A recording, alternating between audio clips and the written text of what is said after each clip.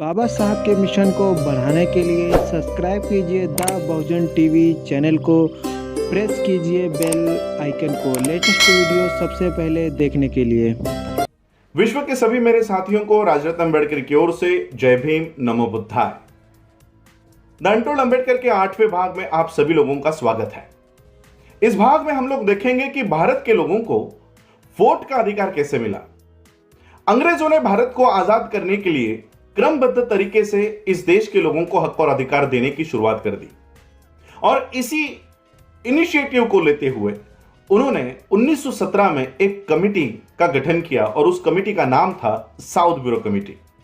South bureau committee Bharat में आई और भारत के लोगों को क्या क्या अधिकार देने चाहिए इसकी पढ़ाई करने के लिए, इसकी जांच करने के लिए यह कमिटी भारत में आई और भारत के लोगों को वोट का अधिकार कैसे देना चाहिए, किस तरह से दिया जाए, इसका मुआयना करने के लिए यह कमेटी भारत में आई।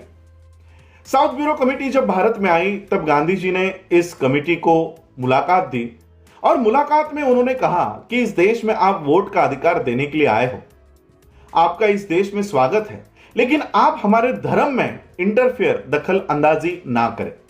साउथ ब्यूरो ने कहा हम आपके धर्म में इंटरफेयर करने के लिए यहां नहीं आए हैं, भारत के लोगों को आने वाले संविधान में क्या क्या अधिकार होने चाहिए उसका मुआयना करने के लिए, उसकी जांच करने के लिए हम यहां पर आए हैं। तो गांधी जी ने कहा कि ठीक है, आप वोट का अधिकार इस देश के लोगों को देने के लिए आए हो, लेकिन वोट का अधिकार इस देश में 3 ही वर्गों को मिलना चाहिए। साउथ ब्यूरो ने पूछा कौन से 3 वर्ग? गांधी जी ने कहा भारत के लोग, ऐसे ही लोगों को वोट का अधिकार होना चाहिए जो लोग पढ़े लिखे हो, जो लोग 8वीं पास होने का, कम से कम 8वीं पास होने का जिनके पास सबूत हो, ऐसे ही लोगों को वोट देने का अधिकार भारत में होना चाहिए। दूसरा वर्ग जो इस देश में टैक्स भरता है, इनकम टैक्स, प्रॉपर्टी टैक्स भरता हो, ऐसे ही लोगों को वोट का अधिकार इस देश में देना होगा। और तीसरा वर्ग इस देश के राजा, महाराजा और संस्थानिक, इन्हीं लोगों को वोट का अधिकार इस देश में आपको देना होगा।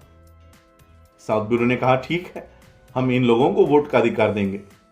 यह बात बाबा साहब को पता चली। बाबा साहब को जब पता चला कि गांधी ने इस तरह का बयान साउथ ब्यूरो कमेटी को दिया है, आगे चलकर साइमन कमीशन को दिया गया है, बाबा साहब ने इस साइमन कमीशन से मुलाकात की और साइमन कमीशन को यह समझाकर कहा कि गांधी के अनुसार अगर आप इस देश में वोट का अधिकार इस देश में लागू करोगे तो इस देश में 90% लोगों को वोट का अधिकार ही नहीं मिलेगा।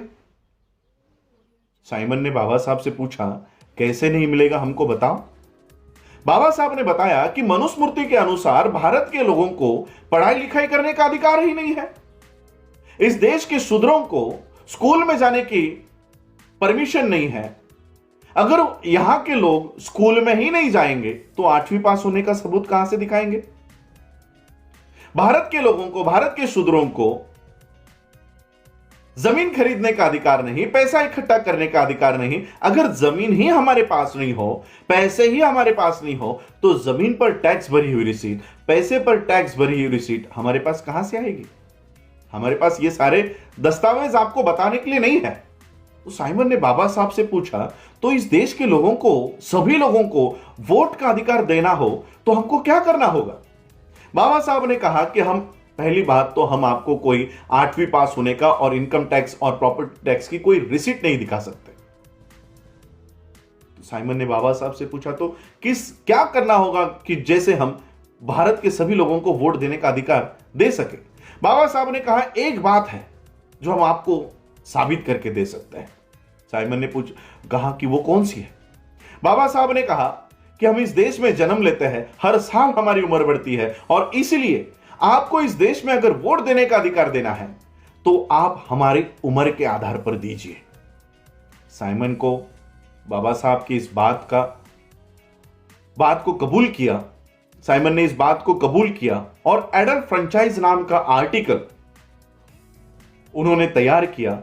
एडल्ट फ्रेंचाइज, उस समय का एडल्ट फ्रेंचाइज, 1919 का एडल्ट फ्रेंचाइज कहता है कि भारत के 21 साल के हर एक स्त्री को और हर एक पुरुष को भारत में वोट का अधिकार होगा। यह डॉक्टर बाबा साहब अंबेडकर जी के वजह से भारत के सभी लोगों को वोट देने का अधिकार मिला। एक तरफ बाबा साहब ने भारत के सभी लोगों को वोट देने का अधिकार प्राप्त कर लिया और भारत के लोगों को समझाया कि मैंने आप लोगों के लिए इतना बड़ा अधिकार आप लोगों को दिया है, इसको नमक और मिर्ची की तरह छोटा मत समझो। मैंने आप लोगों को इतने बड़े अधिकार दे दिए हैं, आप लोग इसको कम मत समझो। आज बाबा साहब ने इस देश के लोगों को जो अधिकार दिया है, हवा में उड़ने वाले लोग, चाहे वो मोदी हो या गांधी हो, ये एक दिन के लिए जमीन पर उतरते हैं और केवल जमीन पर नहीं उतरते। भारत में हमने देखा दिल्ली के इलेक्शंस के समय, उत्तर प्रदेश के इलेक्शंस के समय कि जो लोग अपने आप को राजा समझ बैठे हैं, अपने आप को हुक्मरान समझ बैठे हैं, वो लोग भारत के लोगों के पैर धो रहे थे। वो लोग गली गली में उतर के, हवा में उड़ने वाले लोग पर्चे बांट रहे थे। ये मजबूरी इस देश के इन हुक्मरान लोगों के ऊपर डॉक्टर बाबा साहब अंबेडकर जी की वजह से आई है।